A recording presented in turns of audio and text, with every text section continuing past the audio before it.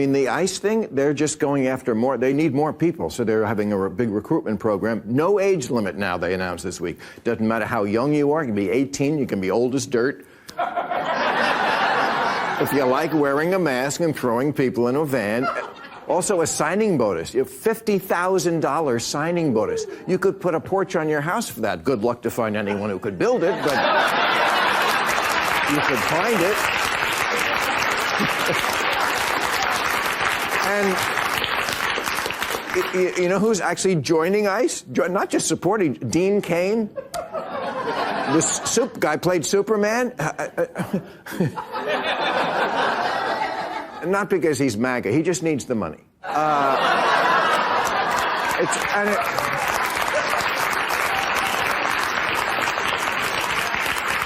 And it works out. He was already living in a van. Okay, so... No, I kid Dean Cain, but... No, I think he joined because he heard that lots of migrants were coming into this country, and a lot of them were bad actors. The Department of Homeland Security is so desperate to stab Trump's mass deportation agenda that they're slashing ICE hiring standards because nothing says law enforcement like whoever shows up. And the public has noticed ICE and Homeland Security Secretary Kristi Noem are already such a joke that they've been roasted on South Park, and not as a subtle wink, but as a full-on cartoon clown show. A lot of the people being targeted in these raids are kind, hardworking, deeply faithful people who care for their families. I have no doubt that there are many, many Latinos in heaven.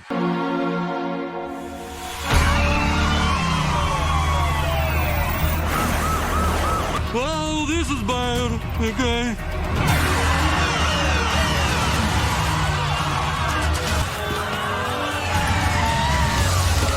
Remember, only detain the brown one. If it's brown, it goes down. Jesus, look out!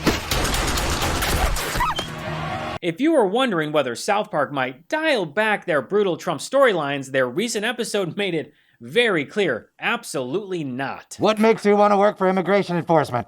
Well, you see, I got a nut. All right, you're hired. Take this to the next station for your physical and orientation video.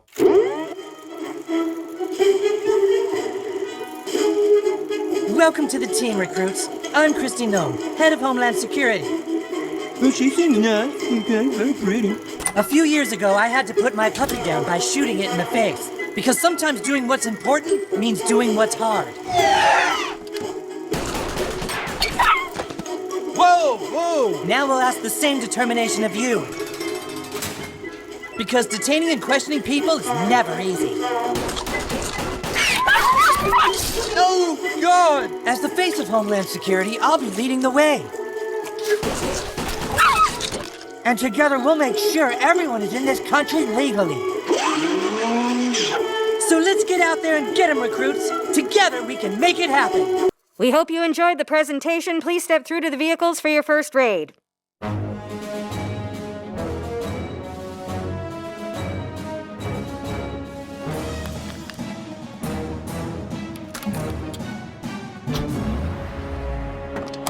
Keep your hands and feet inside the vehicle at all times. It's also funny watching MAGA melt down over South Park mocking them when they used to be the loudest cheerleaders for that kind of dark humor. It never ends, but it's so lazy to just constantly make fun of women for how they look. Only the liberals and the extremists do that.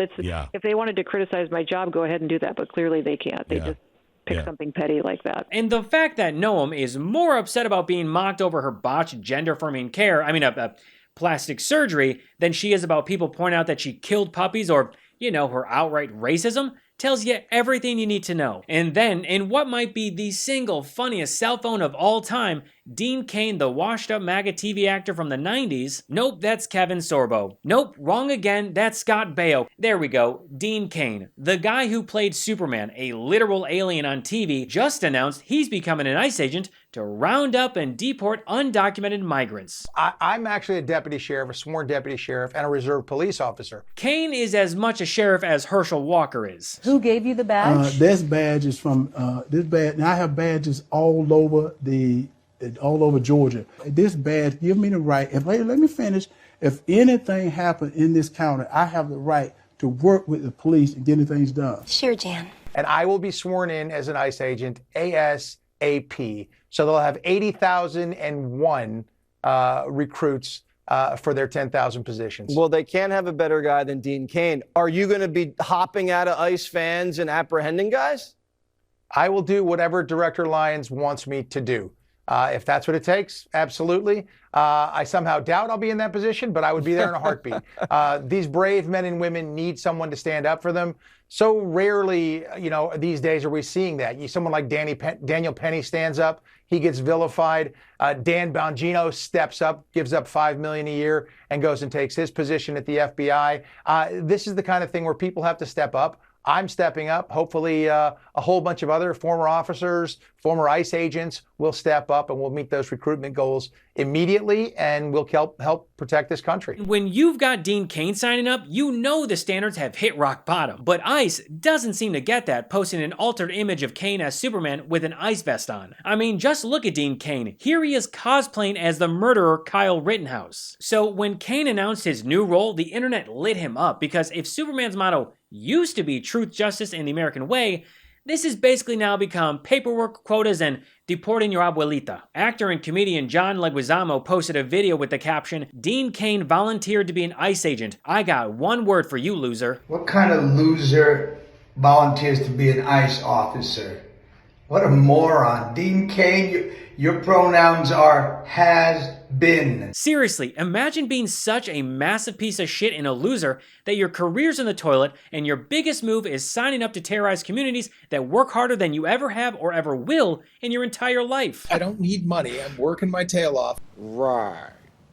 And in response to Leguizamo calling Cain a has-been, actor Frank Grillo commented by calling him a never was, and then laughed. But it didn't stop there. Comedian Margaret Cho jumped in to call Cain out, saying, "I have many Wongs in my life, but you are the wrong kind, dude. Also, it's a Chinese name." Why would you join ICE and encourage people to join ICE when your ancestors were interned in World War II? And you're Japanese. Like, you're not even white. Like, you're not white. I know you, and you are not white. You have never been white. And no matter how many of these white activities that you participate in is never going to make that happen. You're never going to be white. No matter how racist you are, no matter how wrong you act, you're never going to be you're always wrong, never white. Dumbass. And an important point that I just want to reemphasize is that Dean Cain's real name is Dean Tanaka, and he's a direct descendant of Japanese migrants who were held in internment camps during World War II, and now he's joining ICE to put non-white people in internment camps. You are one pathetic loser.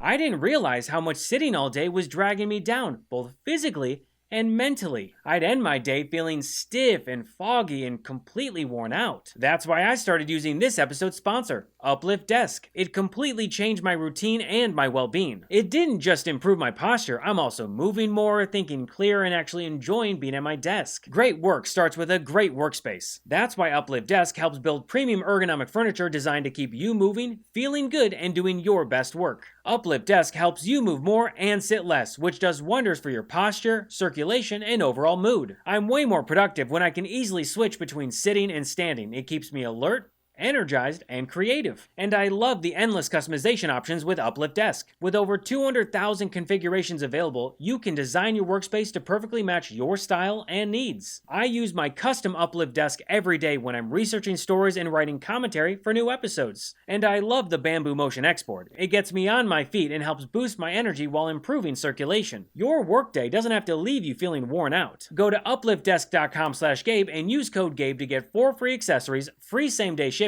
free returns, and an industry-leading 15-year warranty that covers your entire desk, plus an extra discount off your entire order. Go to upliftdesk.com/Gabe and use code Gabe to get 4 free accessories, free same-day shipping, free returns, and an industry-leading 15-year warranty that covers your entire desk, plus an extra discount off your entire order. That's upliftdesk.com/Gabe for this exclusive offer. It's only available through our link. Cain's big announcement just happened to drop right when DHS decided to hold a fire sale on all qualifications. Christy Noam posted on Twitter, "We are ending the age gap for ICE law enforcement. Qualified candidates can now apply with no age limit." We've removed any of the age barriers. We no longer have a cap on how old you can be. Translation, your uncle who spends all day posting QAnon memes and yelling at the TV can now swap his lazy boy for a badge. And Tricia McLaughlin, the Assistant Secretary for Public Affairs at DHS, posted on Twitter, "You do not need an undergraduate degree to join ICE." Congratulations, America. We've now officially reached the point where ICE has the same educational standards as the comment section of a Facebook post. And just look at how they're putting those skills to use. Raiding Home Depots and terrorizing people after hiding in the back of moving trucks. Apparently, this is where MS-13 is hiding, standing in a Home Depot parking lot hoping to get a day's work as a landscaper. Also, is it just me or does Trump's Gestapo look like Patriot Front? Hats, sunglasses, masks, uniforms, even the same yellow Penske moving trucks. Wait, does that mean that MAGA was right about Patriot Front being the feds? Suspicious. And remember that $50,000 signing bonus that Mar mentioned? Well, it turns out that even throwing student loan forgiveness at retired agents wasn't enough to fill the ranks. Which is ironic considering the fact that Trump has spent years fighting to block student loan forgiveness, but apparently,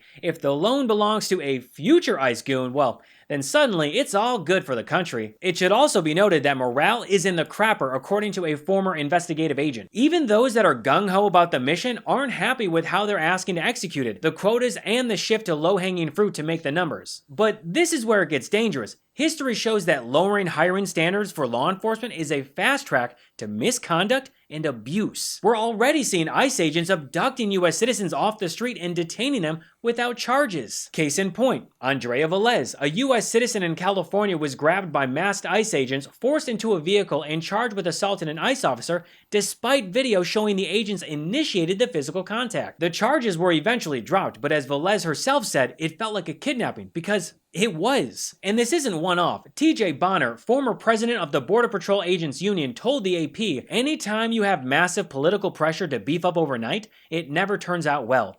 Too many corners have to be cut, then when things go wrong, the fingers get pointed." And those corners are not being cut on paperwork, they're being cut on vetting, training, and accountability. And just to be clear, this is not about numbers. This is about who Trump wants in these roles. When DHS posts a job ad saying, "Defend your culture," while targeting mostly Latino immigrants, they're openly recruiting people who think that American culture means white culture. This is textbook white nationalist rhetoric, and it's coming directly from the federal government, not from an anonymous troll on 4chan, not from some fringe militia group, from the Department of Homeland Security. And the culture that ICE is defending is a vision of America where immigrants are perpetual outsiders, the others, the people who don't belong, no matter how many generations their families have been here. This is the Trump administration weaponizing federal agencies to carry out a mass deportation agenda, not because it's effective, but because it's a political tool. Republicans have pumped billions into ICE through Trump's one big ugly bill while slashing programs like Medicaid. They're not investing in making communities safer, they're investing in a show of force. And that show of force is now being powered by people who,